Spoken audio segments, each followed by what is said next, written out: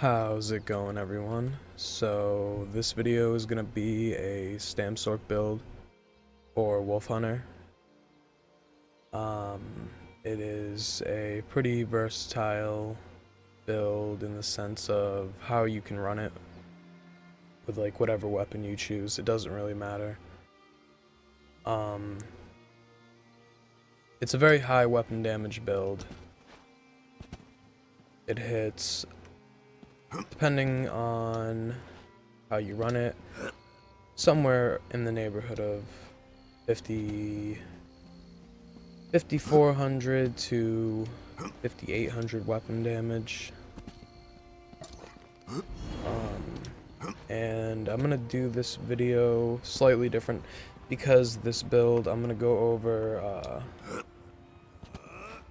basically just the main build and then a little tweak to it for dueling, which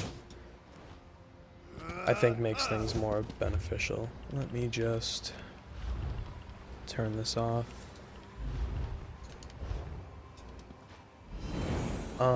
Yeah, so it makes it a little more beneficial when you're in a duel, since in open world, solo, I tend to go for more sustain as well as high damage, and then in battlegrounds, you especially need like a really good sustain set, I think anyway. On a Stam sorc at least, and then dueling, I just tend to find that I don't really need much sustain. So, that being said, I'm going to go over it like that. I'll do the main build first, and then the tweak to it after. What else? So, wolfhunter, this isn't a main werewolf build, but you could run it as a werewolf build. And like I said, I'm doing it with 2H, but you could run it dual wield. You could run it. I'm doing it 2H dual wield with dual wield as the off bar, with rending slashes for the slow and the bleed as like a dot. You could do 2H and bow with poison injection. You could do 2H sword and board with reverb. It doesn't really matter. But if I was gonna go werewolf on this, I would probably go with dual wield, I guess. And it suits well for a werewolf because it's a high weapon damage build, and I'm pretty sure you get a buff to weapon damage while you're on werewolf. You get a buff to a lot of things in werewolf. This video is gonna be hopefully not too long, but it might be, so timestamps are in the description. I know some people don't like long build videos, so I'm going to try to keep it like around 20 minutes or less, but sometimes it goes longer, and I don't know if I've put in any clips of me playing the build. If I have, obviously that's going to make it longer, so if you don't like that, just look for the timestamps. They're down there, and you can find the sets or whatever. And the last thing here is, so this build is pretty much what I was running in Somerset. Not much has changed for me. I went for a high weapon damage build after I put another video on my channel of a different build I was using. After that, I switched it up and went for a high weapon damage build. And in wolfhunter, I took it a little bit further. So I guess let's go over the stats first, and then the stats. So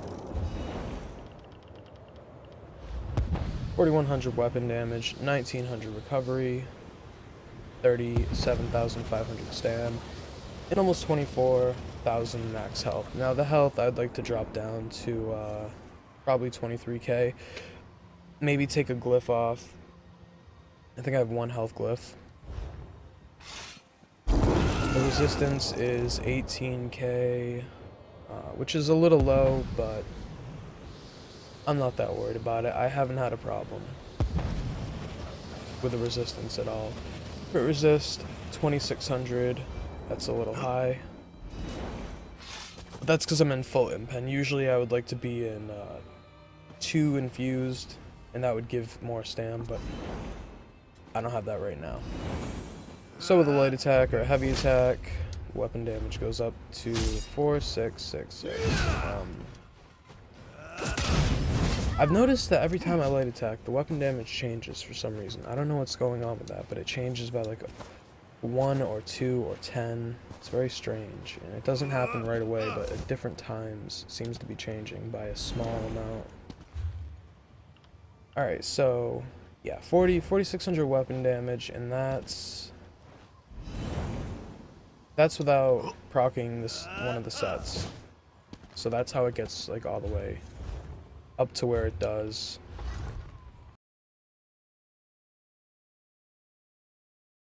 Okay, so now I'm gonna go over the sets, and there's a few different sets to run here, or that you can run. Let's see here. First set here is Fury. This is not the set that I would recommend for this build though. What I would recommend is probably Ravager. Even though I like Fury more than Ravager, Ravager is a set that you don't have to slot on both bars. Fury has to be on both bars, or 5 on your body, or like 3 jewelry and 2 on the body. It's going to be up on both bars at all times, or else you're going to swap to your back bar and you're going to stop stacking weapon damage, because that's what Fury does. Take crit damage, stack weapon damage. Up to 750, I believe. Ravager is 650. It's health, weapon crit, and weapon damage. But again, you have the benefit of running it on 1 bar, like a 2H Ravager on the front bar, or 2 ravaging weapons. If you're main barring dual wield on this build, I'd probably go 1 axe, 1 dagger. Back bar, I like 2 axes. Plus, I don't know if I've ever seen a Fury dagger in my entire time playing this game. So, if you run Ravager, you have the option to run Death's Wind back bar with a sword and shield, Master daggers, Master's bow, which I don't think I have, or whatever. It just opens you up to running something on the back bar. Now, you would lose like 100 weapon damage because it's 650 versus like Fury's 750. And maybe running like the Master's bow or the Master's daggers would make up for that. It would probably still equal out to a little more weapon damage, but I don't think the difference is that significant. And I kind of personally like Fury a little more, so that's why I'm running Fury. But again, Ravager would work here just fine. Nirnhoned on the front bar. Back bar I have a Nirnhoned axe just because I have it for when I run dual wield. And then sharpened, but you could run whatever back here. I have a maul. Maul or a sword would probably be best for this build. And the monster set, I'm running 1 velidreth and 1 Kina. But you could use the new Balorg set, because that's also 1-piece weapon and spell damage. You don't need the spell damage, but the weapon damage is good. And that's kind of how I'm doing it different now. Like in Somerset, I was still running like Troll King, but I just tend to find I don't need Troll King when I'm using Rally. Troll King basically makes bigger a burst heal.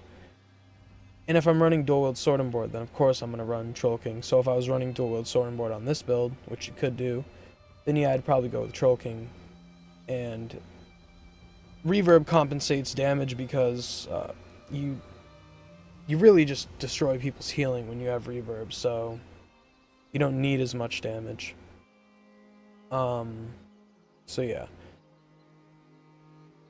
When it comes to Balorg, I probably wouldn't go with it on a Stam sorc right now, just because I think it's better suited for a Stam blade or a Stamplar that can use jabs or the spectral bow or something better than a dizzying swing after you drop your ultimate. So like in cap and then gain a bunch of weapon damage and hit a crazy high bow. That's where I'm kind of at with Balorg right now. I'm going to test it more. Probably run it on a Nightblade. And try to make a Stam sorc build with it in the future. But for now, I'm just going for high weapon damage, so 1 Kina, 1 velidreth. Next set is Bone Pirate. I mean, this is just probably the best sustain set in the game for stamina, so if you don't have it, you should probably get it. It's very basic. It's what most people run. So yeah, when you have a drink buff active, you gain 2,000 stamina, 150 recovery, and that's what lets me get 1,900 recovery. I know a lot of Stam sorcs don't mind playing with like 1,000 recovery, but solo open world, I really like to have high recovery and decently high stam. So Bone Pirates helps with that. You could run Hulking here if you don't have Bone Pirate and for some reason you have Hulking. You could run Shackle Breaker here. I'm not a big fan of the Shackle Breaker Stam sorc. I just think there's better sets like Bone Pirate you could run. But you could if you don't have Bone Pirate and you happen to have Shackle. So ideally you'd probably want all stam glyphs except for like maybe the hands or the feet, 1 health glyph there. That would set you like a little over 23k max health and 38k max stam.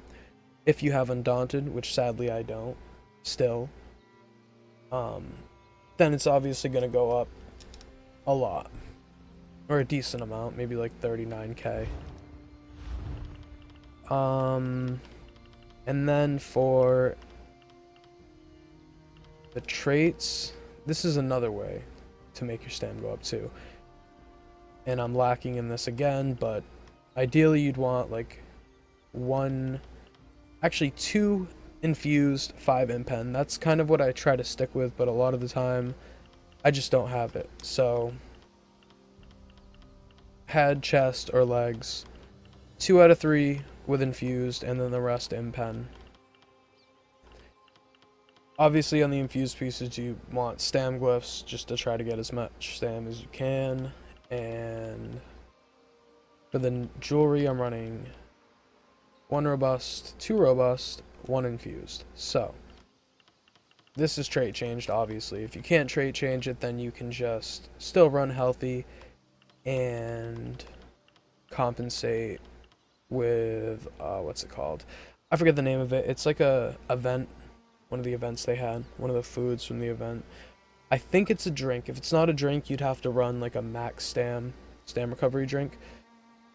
But I'm pretty sure that this food that I'm thinking of is a drink. I don't know why I keep calling it a food. It's just like 5,000 max stam and like 500 recovery. It's really good, but you don't run it because there's no health.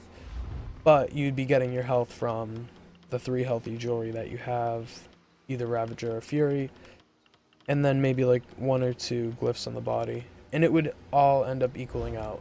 But as long as you have like 23k max health, should be fine. But of course, if you can trait change it, I would go with at least 2 robust, if not just 3 robust.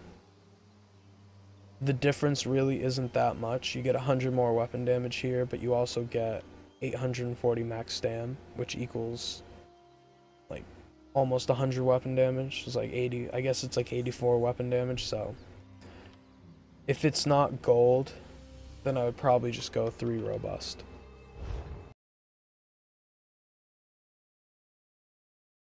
As far as the skills go, and these skills are important, and the way that I'm running this is another reason that this build hits like a truck, and that's because of certain skills. So Dizzying Swing, Rally, Reverse Slice, Expert Hunter, Bound Armor, and Dawnbreaker of Smiting. Back bar is Dark Deal, Hurricane, Shuffle, Rending Slashes, Vigor, and Overload. So basically Rending Slashes is kind of a flex spot. You can just change it. You're running Poison Injection because you're running Bow, or Reverb because you're running Sword and Board, whatever you want to do. As far as Expert Hunter goes, without this you're going to have 29% crit, and that's going to kind of suck. But it's not like a deal breaker. It'll still be alright, just you're going to hit harder with it. That's just how it is. Bound armor, this just gives you, well, we can look at the difference of how much stam it gives. 35k versus 37,500. So 2,500 more stamina from running bound armor on my front bar. And that equals more damage, and that's why it's there. Overload bar is caltrops, deep thoughts, channel acceleration, crit surge, and this should be either streak or ball of lightning. I like ball of lightning more, just to maybe streak out and absorb a frag or two here and there. This ability right here is extremely important though. Minor force is 10% more critical damage, and it really makes you hit a lot harder, you can tell. Especially when you're running expert hunter to have 39% crit. So it really does give you a lot more damage. Now if you don't have Psijic Order, you can just run Trap Beast and it'll be just fine. Crit Surge is also important, obviously, for the healing. It's a decent amount of healing every second as long as you're critting. And this is a build that relies on crit, at least when it comes to running expert hunter. Also, another great thing that this is for is to take those god-awful Stam blades who run around battlegrounds spamming snipe with slows or whatever they're using out of stealth. Pop it, there's this new animation that comes up over your head, and it's basically like Mage Light, so that's another reason to run it. It's so good just for that alone. Even mag sorcs that are sneaking around battlegrounds, throwing out endless furies to try to steal kills. A lot of those are in stealth too. You don't see them as much as Nightblades, obviously, though. So, the other thing that I'm going to say about skills are, or the big thing about it is, I guess if you're going to run Werewolf, most people I would assume would drop Overload for Werewolf. If you do that, you'd probably want to do something like this. Slot Crit Surge back there, or on the front bar, it doesn't really matter. And then you'd have to drop Expert Hunter or Bound Armor. Not really sure which one, but that's a choice you can make. I mean, I guess it might be more beneficial to drop Bound Armor since you're going to rely more on heavy attacks while you're in Werewolf, and you're going to get more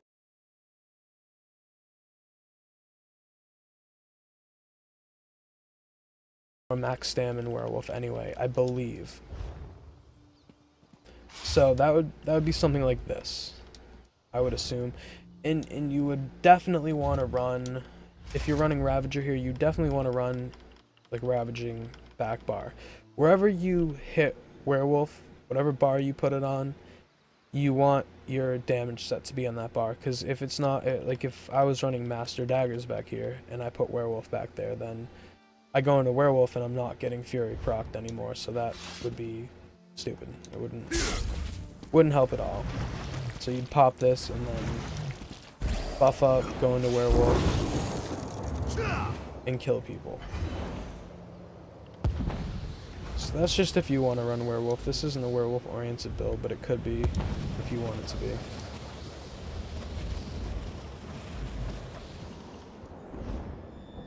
As far as my race goes, I am a Orc. I think an Orc is the best possible case scenario for a Stam sorc. That's never going to change for me. The speed goes with the minor expedition you get from Hurricane, plus getting major expedition from wherever. Obviously, the damage done with melee attacks, you're pretty much always doing melee. The healing, Stam sorcs don't have any healing passives, so this helps a lot. And max health and max stam is really good, obviously. So, I'll always go with an Orc. Yes, any stamina race can work. Redguard's good. I have a Redguard PvE Stam sorc. Khajiit is good. Wood Elf is good. But Orc, I think, is the best. For my Mundus stone, I'm using the warrior, obviously, in the sense of getting a really high weapon damage on this build, and that's pretty much it. Consumables, I'm running dubious, and tripods, basic potions, tripods, lingering health, speed with lingering health, or immovable with speed, and stamina. You definitely need speed, so that's important. And double dot poisons is what I usually use. Now, the last thing I'm going to go over here is the dueling part of this build, which is basically swapping Bone Pirate for Spriggans.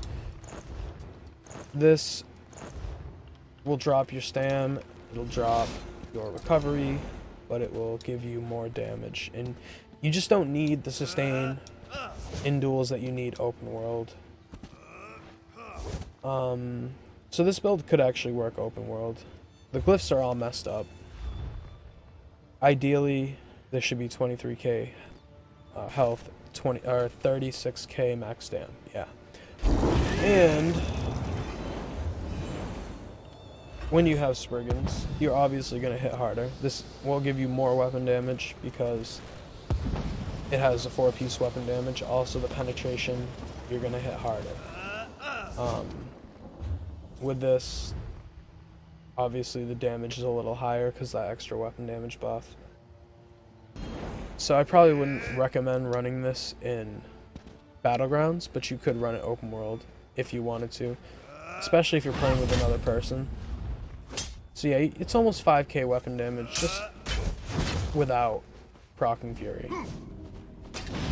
When you proc Fury, that shoots up to a ridiculous like 5700 weapon damage and almost a 22k dizzying swing and Dawnbreaker tooltip, because Dawnbreaker and dizzying swing have similar tooltips. Like dizzying swing 17.2, Dawnbreaker 17.2 for the upfront damage. So that goes up to 21, almost 22k. And that's a pretty high tooltip. I don't really see dizzying swing tooltips that get over 22k. I'm sure they happen. I think I've seen 23k once, but normally they sit around like 18k. So it's definitely high.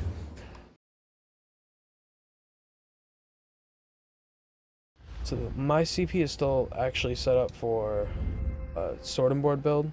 So I'll just go over that real quick, and then I'll go over the CP for this build. So scroll over it. The 70 is to completely destroy somebody's healing.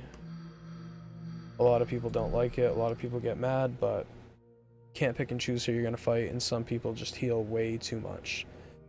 So I'm going to redistribute it, and then I will go over the CP for this build. Okay, so this is going to be the CP for the current build that I'm running.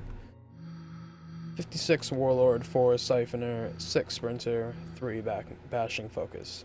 So Warlord's pretty important. 49 Tenacity, 64 Mooncalf, 26 Shadow Ward, 52 Tumbling.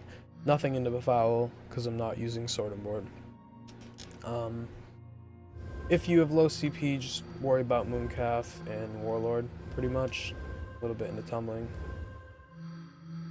For the blue tree, I'm running 27 in the Bless. This is pretty important as far as I'm concerned. 11 Shattering Blows, 56 Master at Arms, 49 Mighty, 40 Precise Strikes. I think I meant to drop this. Let me see here. I think I meant to drop this down to 37. Go something like that. But either way, 49 Mighty, 40 Precise Strikes, and 37 Thaumaturge, 40 Piercing. You can kind of play around with it a little bit, but I like to sit roughly around here, depending on the skills that I'm using. Red Tree is 56 Ironclad, 43 Resistant, 43 Hardy, 43 Ellie, 48 Thick Skin, and 27 Quick Recovery. And again, as far as I'm concerned, that's pretty important. Stam sorc has bad healing. no healing passives, except for orc passives. So if you get hit with Defile, and you're on a DK, you have healing passives, you have major mending, you have vitality. You don't have that on a Stam sorc. If you're on a... Even a Nightblade has some kind of healing passives. Pretty sure everybody does except for swords, but... Stam sorc has to kind of balance out with mag sorc. If you give too much to a Stam sorc, then you run the risk of giving too much to a mag sorc, so... Balance is tough in this game. Either way, that's it. There is nothing else by... Yep, okay. So, if you have questions, just post them and I'll try to answer. Thanks for watching, and if you run it, I hope you enjoy it. Hopefully soon, I'll be making some kind of wolf hunter build with sets from Wolf Hunter, which should be pretty fun.